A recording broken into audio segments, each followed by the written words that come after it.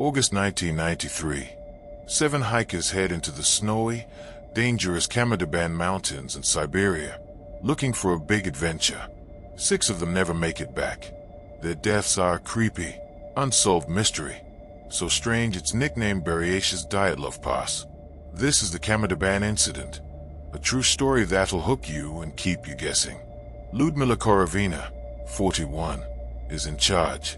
She's a hiking expert, super tough, with tons of experience in these wild mountains.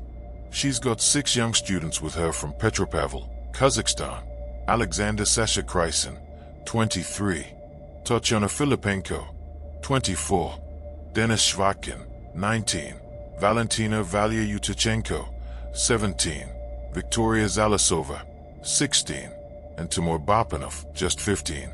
They are fit, trained, and pumped for the trip.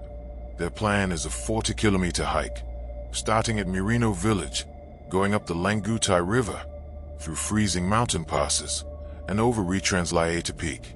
It's a tough trail, but Ludmila knows it well. Her daughter, Natalia, is leading another group in the same mountains, and they're supposed to meet up on August 5th. It sounds like a great plan, but it's about to go horribly wrong. The first 2 days are perfect. They climb Retranslaeta Peak faster than expected. The group's laughing, taking photos, feeling on top of the world. The mountains are beautiful but brutal. Sharp rocks, icy winds, and snow even in summer. On August 3rd, they are still doing great, covering ground quickly. But on August 4th, everything changes. A massive rainstorm slams into them. Rain pours down, soaking their clothes, sleeping bags, and tents. The wind howls like a monster, and the cold cuts deep. They are wet, tired, and starting to feel the mountain's power. By August 5th, it's worse. The rain turns to snow, and the storm won't quit. They're exhausted, hungry, and freezing. Ludmila decides to camp on a bare, rocky slope, high up at about 2,200 meters. It's a bad spot, windy, exposed, with no trees to block the storm.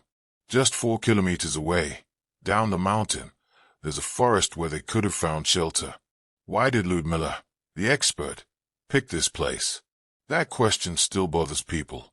They set up their tents, huddle inside, and try to stay warm. They barely have food left, just some bread, tea, and maybe a bit of porridge. It's not enough. Morning comes, August 5th. The storm's still raging. They eat a tiny breakfast, pack their wet gear, 2 tents, 7 sleeping bags, a few axes, and spare shoes, Valia later said, and start walking down the mountain. They are slow, weak from the cold and hunger. Then, out of nowhere, the nightmare begins. Sasha, the strongest guy, drops to the ground. Blood pours from his nose and ears. White foam bubbles from his mouth. His body shakes like he's being shocked. He's screaming, choking, out of control.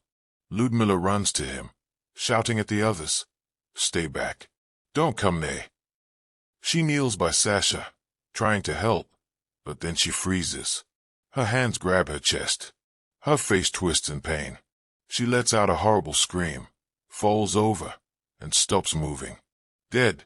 They later said it was a heart attack. In seconds, the group's leader is gone. Panic hits like a tidal wave. The others don't know what to do. They are screaming, crying, staring at Sasha and Ludmila's bodies. Then it gets worse, way worse. Tatyana loses her mind. She runs to a rock and smashes her head against it, over and over, blood spraying everywhere. She falls, dead. Denis starts yelling, tearing at his clothes like they are burning him. His eyes are wild, blood and foam dripping from his face. He collapses, not moving. Victoria and Timur try to run, but they can't. They are stumbling, coughing up blood, foam pouring from their mouths. Their bodies jerk, then go still. One by one, they fall. 5 more dead in just minutes. The rocky slope is a graveyard, bodies everywhere, blood staining the snow. Valia, the 17-year-old, is the only one left. She's standing there, watching her friends die in ways that don't make sense. They are bleeding from their eyes, noses, mouths. They're acting crazy, like something took over their bodies. Valia's terrified, but she's okay. Why didn't it hit her? She doesn't know. She tries to drag Victoria's body toward the trees, thinking maybe she can save her. But Victoria's too heavy, and Valia's too weak. She gives up, alone in the storm. For 5 days, she wanders the mountain. She eats wild berries, drinks from streams, and sleeps wherever she can. Her mind is a mess, replaying the horror.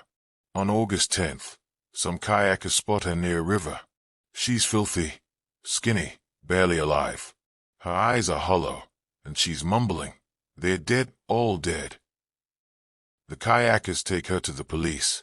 Valia tells a story, but it's jumbled. She says Sasha fell first, bleeding, foaming. Ludmila died next, clutching her chest. The others went crazy, screaming, running, smashing their heads, tearing their clothes. Blood and foam everywhere. But she can't explain why or how. The police don't know what to make of it. Trauma, they think, is messing with her head. They ask about food, water, anything odd. She mentions drinking from streams and eating berries, but nothing else stands out. Her story is all they have. Nobody searches for the others right away. It's not until August 24th to 19th, days later, that helicopters finally fly over the mountain. They find the bodies, still on that slope, frozen in the snow. Ludmila, Sasha, Tatiana, Dennis, Victoria, and Timur, all dead. The official report says 5 died of hypothermia, getting too cold. Ludmila had a heart attack, but that doesn't add up.